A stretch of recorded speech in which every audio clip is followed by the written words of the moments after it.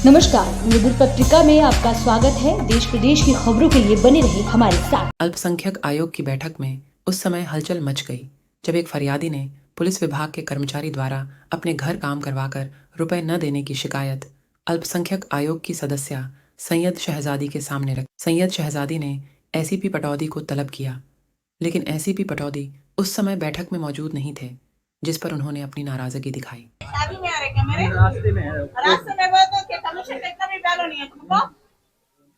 पर एसपी को बोला ना क्या? जाने दो।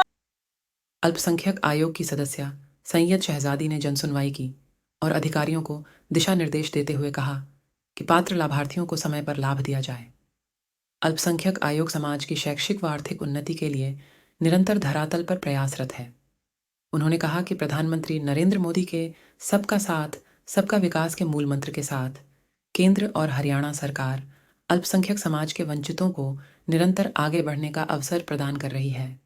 अल्पसंख्यक समाज के लोगों की समस्याओं की सुनवाई के बाद मीडिया से बात करते हुए उन्होंने कहा कि ज़्यादातर समस्याएं लोगों के राशन कार्ड कटना, फैमिली आईडी, इनकम सर्टिफिकेट से संबंधित मिली। साथ ही उन्होंने अल्पसंख्यक समाज के लोगों की समस्याओं के निवारण के लिए शनिवार को विशेष कैंप लगाने का भी आदेश दिया। वहीं एक महिला भी स्कूल से बच्चे को निकालने की शिकायत लेकर पहुंची। उस पर शिक्षा विभाग को तुरंत बच्चे को शिक्षा दिलाने का दिशा निर्देश दिया और साथ ही कहा कि शिक्षा के अधिकार के तहत हम किसी को शिक्षा से वंचित नहीं रख सकते। शिक्षा पाना आमजन का अधिकार है। सैयद शहजादी ने कहा कि प्रधानमंत्री के कुशल नेतृत्व में पिछले 9.5 वर्षों में अल्पसंख्यक समाज की शैक्षिक व आर्थिक उन्नति में बड़ा बदलाव आया है।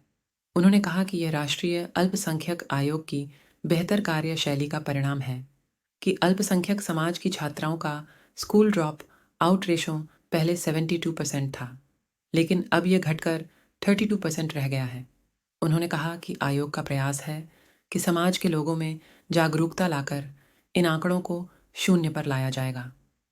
साथ ही उन्होंने कहा कि किसी भी समाज के उत्थान में शिक्षा का बड़ा ही महत्वपूर्ण योगदान होता है।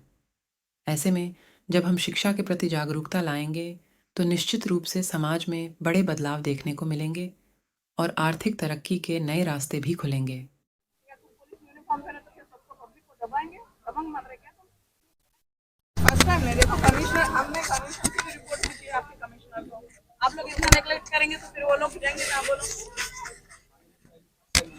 एफआईआर हुई है, एफआईआर भी हुई है। चलो भाई, कोई सिविल मैन नहीं दे रहा है तो बात अलग है। डिपार्टमेंट वाले आप ऐसा करें तो हम क्या उठाकर बात करेंगे? एक का ख्याल सब पे आता है, आता है नहीं आता है, नाम तो डिपार्टमेंट का खराब हो रहा है ना। फिर तुम्हारा एसीपी कमीशन क्यों जीरो फैक्ट नहीं ले रहे? ये नहीं लिया ना, देखो मैं तो छोड़ने वाले नहीं हूँ। एक्चुअली वो टेक्निकल मिस्टेक ये हुआ है, जिनका भी इनकम है उसमें इनकम ज्यादा गिर गया है। जो सरकार का कंडीशन है इनकम का, शायद 1.8 लैक्स 8 लैक्स का है, 80,000 1.8 था ना, 1,80,000 का जो हमारे हरियाणा सरकार के गवर्नमेंट का रूल है, वो टेक्निकल प्रॉब्लम से इनकम इनकम जो बता रहा है वो ज्यादा बता रहा है। जैसे अब यहाँ पर पूरे लोग आए और डेली लेबर काम करने वाले, जिसका 100 रुपए 200 रुपए 300 रुपए के काम करने वाले हैं, तो यहाँ पर हमने आज एक कंप्यूटर जो टेक्निकली प्रॉब्लम हुआ उसको सही करने के लिए लड़के को बिठाया और एसडीएम साहब से कहकर, एसडीएम साहब भी यहाँ बोल रहे हैं कि कल भी यहाँ पर जो लोकल हमारे प्रॉब्लम है ये रेशन कार्ड के लिए और फैमिली पत्र के लिए, वो यहाँ पर कल एक टेक्निकल लड़का बैठेगा कंप्यूटर लेकर, 100 बाकी यहाँ पर एंट्री कर ले। बाकी के कुछ पेंशन के थे,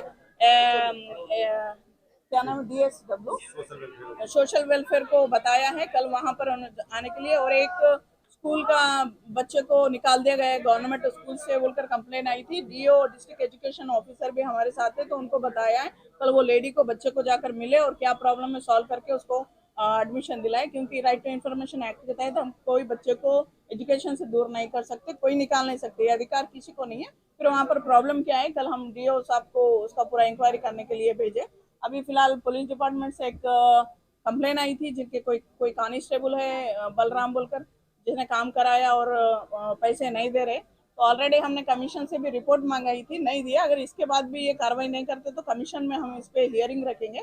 अभी मैं पर्सनली हमारे एसडीएम साहब को बताया ये केस को थोड़ा अपने ओर से देखने के लिए।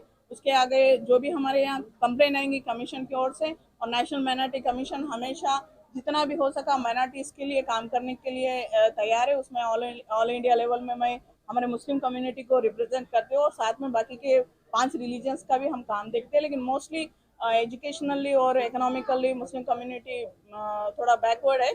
तो इसके और हमारा और फोकस रहेगा, उस पर ही काम करेंगे, क्योंकि हमारे प्राइम मिनिस्टर सबका साथ सबका विकास चाहते हैं। तो सब हम इक्वल आगे बढ़े, ये अपॉर्चुनिटी सरकार हर फील्ड में दे रही है। और ख़ास करके हमारे हिंदुस्तान में भी बहुत सारा डेवलपमेंट आया है, ख़ास करके माइनॉरिटी एजुकेशन को लेके। माइनॉरिटी गर्ल्स ड्रॉप आउट 2014 से पहले 72% ड्रॉप आउट थे हमारे मुस्लिम कम्युनिटी में। नाउ 32% पे ड्रॉप आउट आ गए, 32-42% पे। तो एजुकेशन में जब हम एजुकेशन को इम्पोर्टेंट देंगे, एजुकेशन में जब हमारी तरक्की होगी तो अपने आप डेवलपमेंट इमिडिएटली होगा। मैं हम ऐसा मानते हैं। ठीक है, अगर आपके भी नज़र में कोई ऐसी समस्या आती है तो आप लोकल प्रशासन को उनसे कंसल्ट करने की कोशिश करिए, क्योंकि अभी हमारे लोगों में उतनी पढ़ाई नहीं है। जहाँ पर जैसे हमारे हरियाणा स्टेट में, जैसे आप अधिकारियों से आप भी कर सकते हैं, नहीं हुआ तो आप भी कमीशन को लिखिए। हम जितना हो सके हम कोऑर्डिनेट करने के काम करने की पूरी कोशिश करेंगे। Thank you. जय हिंद। आप लोग भी है ना, जस्ट समाचार बनाने के लिए नहीं, लोगों को सच में कुछ सॉल्व होना चाहिए। कुछ प्रॉब्लम से लेके जाइए, कुछ ऐसी प्रॉब्लम से पेपर में लिखिए, ताकि अधिकारी को भी मालूम हो पाए कि लोग कैसा सफर हो रहा है छोटी छोटी प्रॉब्लम।